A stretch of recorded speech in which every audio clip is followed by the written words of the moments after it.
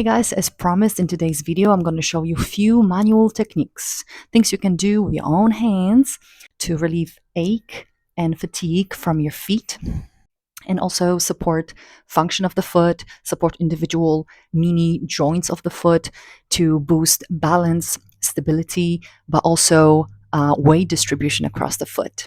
So let's take a look at the anatomy.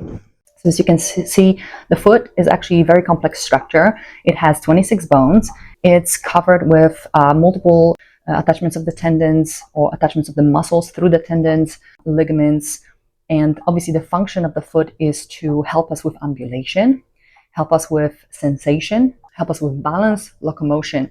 Unfortunately, a lot of issues with the foot will potentially cause a domino effect and affect the knees, hips, and also position of the pelvis. So let's get started. In order to do those techniques or apply those techniques to your foot, you'll need to first be able to access your foot. If you cannot access your foot, of course, you would have to either ask your husband, wife, partner, or friend to help you with that. Otherwise, you can use the exercises that I've suggested in the previous videos, or simply improve hip mobility to be able to reach your feet. So few techniques I've learned in the osteopathic school. So guys, we're going to work through the joints of the medial longitudinal arch of the foot, as well as work on the toes and the plantar fascia and the deep muscles of the feet. So first key movements or articulations you can do to your own foot would be to articulate. We're going to start with the talonavicular joint. So talus is the very important bone. It's actually base of our ankle joint, and it's the bone that sits above the calcaneus. Okay, so above your heel bone. We're going to articulate by holding this bony landmark here and place the other hand right and the bony landmark right here. It's quite prominent. It's called navicular tubercle, and you want to articulate it in this sort of circular way. So you're going to hold one side and articulate the other. So that's your movement. It's called like a circumduction. Make sure the hands are quite close together so you're targeting specifically that joint. It doesn't require big range of motion because the joint itself is kind of just glides, right? All those joints in the foot are small. Then we're sliding down. So you're going maybe half centimeter, right? Or like half inch down. And you're going to go to bony landmark with the left hand. So that's your navicular. And then right immediate bone next to it, your medial cuneiform. And we articulating more in a kind of breaking fashion or shearing fashion, like a little rotating that way or here. Kind of, I like to just see what feels best. Okay, so that's next joint. Now moving even further down, just again another few millimeters down really, and that's going to be your medial navicular, which is kind of the highest point of the medial longitudinal arch. And then the other hand will hold the metatarsal, which is the long bone here that leads to the big toe. So here we're going to be doing pure shearing motion. So one hand moves forwards, the other hand moves back. Okay, so once you complete articulation of those three joints, which create a medial longitudinal arch, we are moving to the metatarsal heads. Metatarsal heads basically all those little joints between the bases of the toes. And guys, because our modern footwear really crowds this area and leads to compression, like nerve compressions, like Morton's neuroma around this area between the third and fourth digit, or it can cause metatarsalgia, inflammation between those spaces.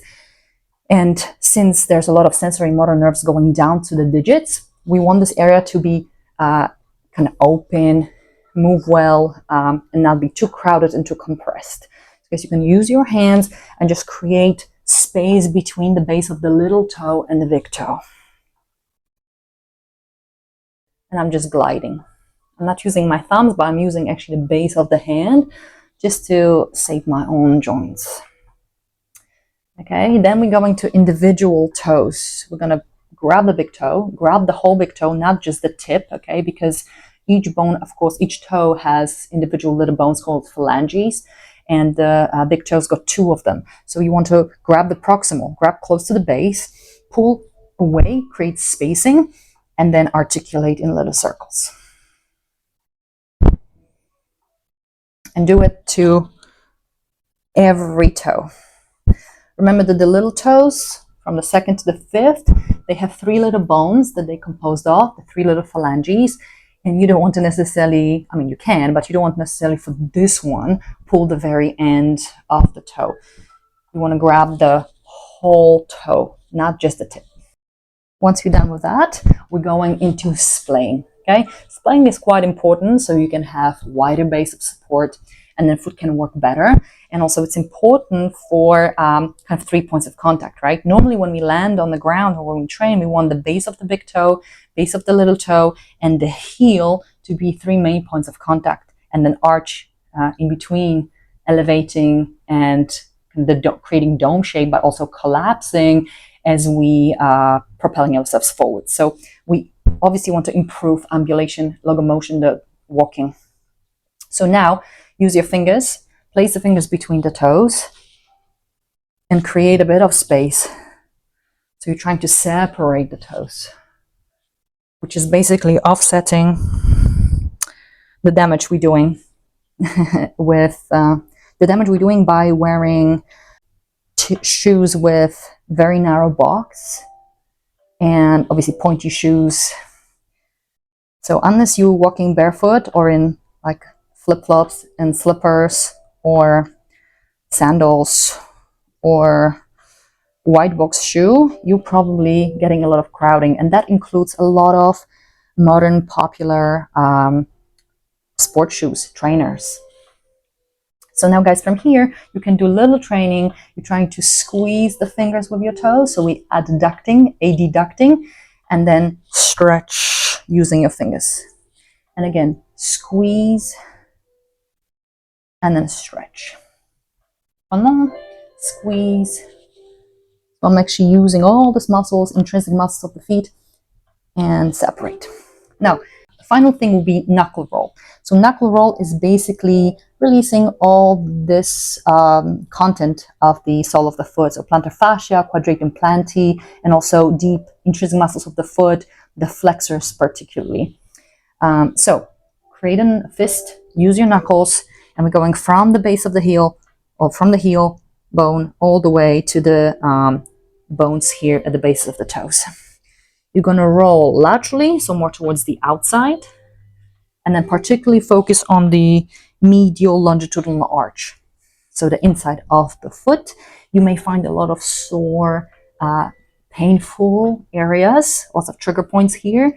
Those are the attachment points of tendons and muscles that come from the calf. I mean, mostly thinking of posterior, tibialis posterior that travels here and attaches to navicular over here, and also tibialis anterior that attaches also around here and under the sole of the foot.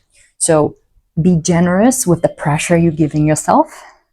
You can of course use a tennis ball or a rubber ball or a spike ball or spiky ball, plastic ones, to help you with that. Your knuckles will be definitely much more pleasant. Okay guys, so if you're spending long hours on your feet, if you're training, if you know that maybe you have got collapsing arches or flat feet, you can use those techniques to help yourself. And of course, using equipment and tools such as a rubber ball like this to use instead of your knuckles. This could be quite helpful, especially if you don't have enough mobility in your hips to access your own feet. And again, you can be quite generous, not only through the arch and sole of the foot, but also below the toes. It will help you also with creating a little bit more space. And finally, you can get toe spacers. You can get them on Amazon. Again, I'm not affiliated, so just find something. Those are the silicone one. You can have soft or hard. And they basically fit between the toes and create that spacing for you. I find them actually, the hard silicone ones, I find them much more comfortable. Bear in mind, if you're new to this, or if you've got already hallux valgus, like you've got bunion forming, it may be quite uncomfortable initially, but it's definitely a good idea to start early. especially if you're wearing those pointy shoes. I kind of like wearing them and using them at home and even when I'm training. So that's how it looks like. So it literally just goes between the toes. You can actually wear it inside the footwear. However, it may be uncomfortable for some if you're not used to it. So I would suggest to give it a go. It's really only maybe $10 or something. All right, I hope that was helpful. And there's definitely more content coming about the feet. I will see you soon.